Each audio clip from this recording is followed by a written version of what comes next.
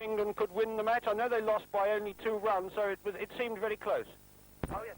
The selectors' biggest problem is for regular practice because of bad weather, and their only real opportunity came this week with the 4-day game against Trinidad. David Cass, who's with the team, reports from Port of Spain.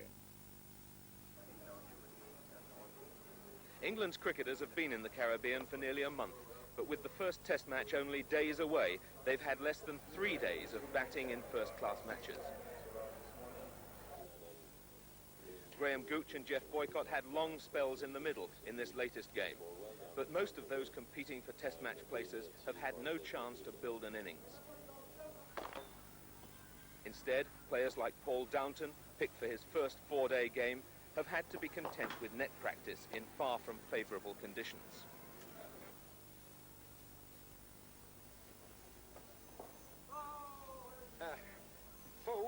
Assistant manager Ken Barrington can hardly remember a tour when the early preparation has been so badly affected by rain. It's been part of his job to keep the squad working and maintain morale.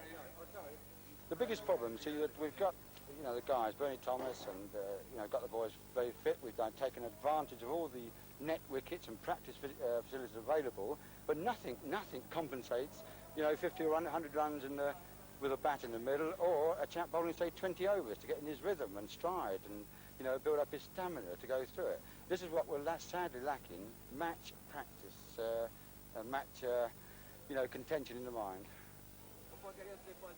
It's ironic that England haven't been able to prepare properly for the first test, as they firmly believe that this Port of Spain wicket actually gave them their best chance of victory over the West Indies.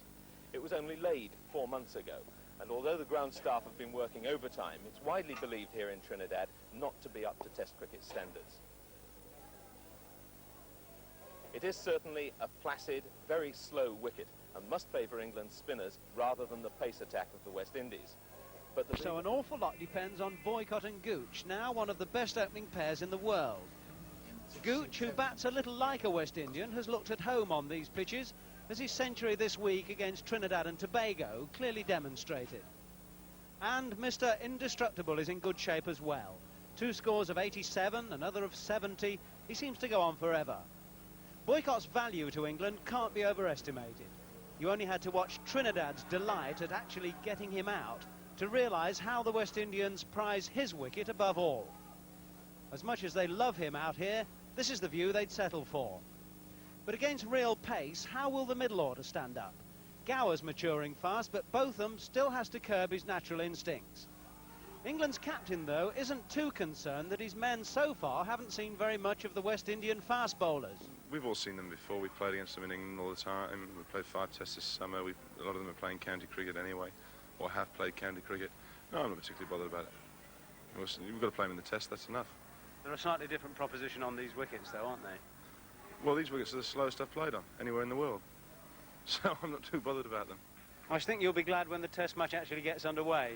Test cricket's what the whole thing's about, and it's new for us. A lot of the wickets and the conditions over here, the ball only lasts about 10 overs, then it's like a rag.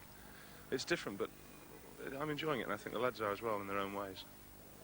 This is the slowest of the Caribbean test wickets, and it should give England their best chance of getting a result. First, by taking a little sting out of that mighty West Indian pace attack, and then by giving the England spinners some hope of winkling out an equally powerful batting lineup. Tony Francis, ITN Sport, Trinidad. And we plan to have satellite coverage. We're right patch, right on the